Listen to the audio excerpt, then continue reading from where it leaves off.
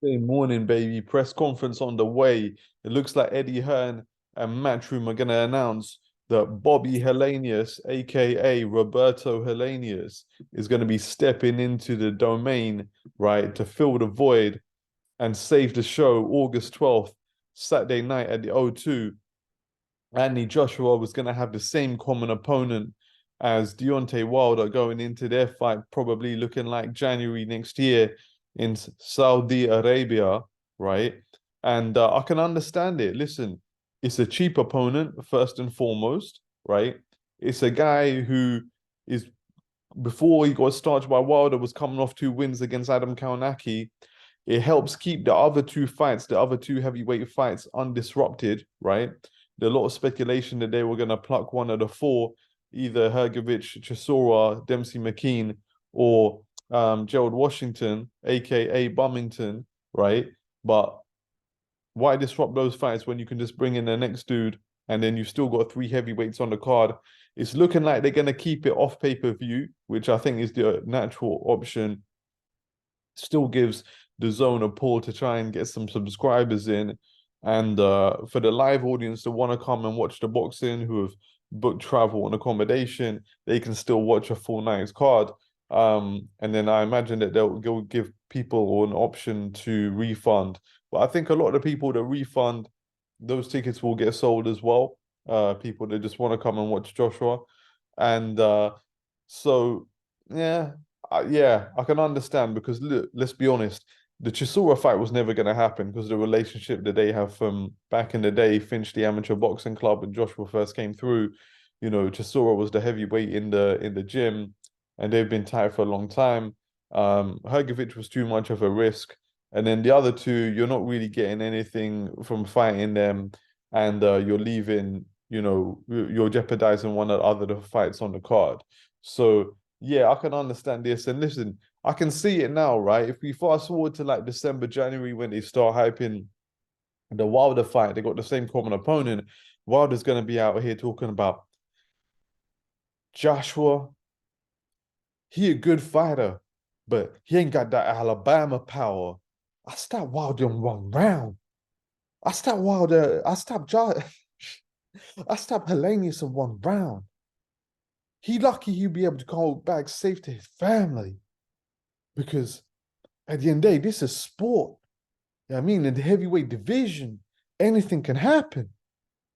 I don't want to hurt nobody. I want them to go home safe to their family. So Joshua, you took like 6, 7 rounds, but they ain't gonna worry the bronze bomber. Yeah, I mean, and Joshua's gonna be like,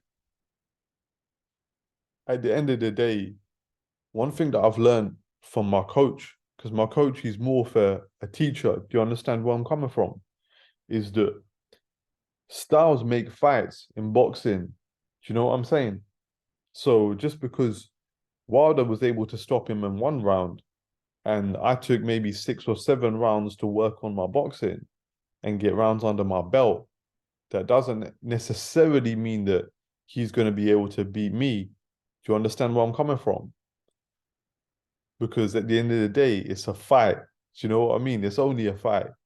And we'll see when the stars come together what happens between me and Wilder. Yeah, I mean, with his gold tooth in that in the back of his mouth. So yeah, they get both going to be able to get their shit off, right? And you can imagine like all of the highlight reels and the montages, right, of Wilder starching this guy and Joshua just coming in with the thudding combinations. And at the end of the day, sometimes you just got to feed a guy a bum. Do you know what I mean? To get his confidence up. Pause. You know what I mean? Sometimes you do. I think Joshua just needs to, get inside and unload, pause. Um, and once he's able to do that, work on his combinations, work on his angles, you know what I mean? Pause all of this, yeah. He can he can then come into the Wilder fight with a bit of a pep in his step, hopefully. So yeah, Robert Helenius, let me know what you guys think. Let me know if there's anyone else. I mean, you guys think it could have been. There was talk of Ruiz that was never going to happen just financially. And it'll be interesting to see what happens now with White. The rumors are that he failed multiple tests, right, under VADA.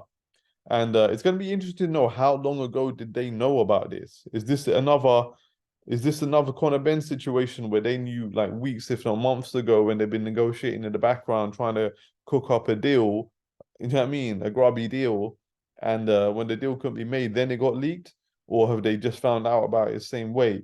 You know, when Dylan White's post on Instagram, I've just found out about this today, and the fact would have been cancelled. Is it going to turn out actually he knew about it a long time ago? Listen, can't wait for all those details to come out. And obviously, what was he taking? Do you know what I mean?